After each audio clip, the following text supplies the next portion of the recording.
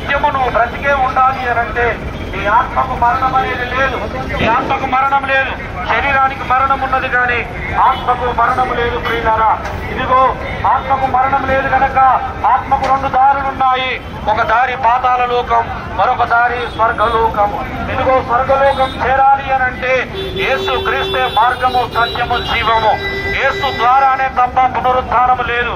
యేసు క్రీస్తు ద్వారానే తప్ప నిత్య జీవం లేదు. యేసు క్రీస్తు ద్వారానే తప్ప నువ్వు పాతాళ లోకాన్ని తప్పించుకోలేవు ప్రియులారా. పాతాళ లోకము మానవుల కొరకు చేసింది కాదు. పాతాళ లోకము ఇదిగో అబద్ధికుల కొరకు, వ్యభిచారుల కొరకు, దొంగల కొరకు, దోపిడిదారుల కొరకు, యేసు క్రీస్తును ఎరగక వారి జీవితాలు ముగించిన వారి కొరకు పాతాళ లోకము వేచి ఉంది కనుక ఈ పాతాళ లోకము తప్పించుకోవాలి. అక్కడ అగ్ని ఆరదు, పురుగు చావదు. అక్కడ నిత్యము వేదన, రోదన, ఎంతో భయంకరమైన చీకటి గల స్థలము ప్రియులారా.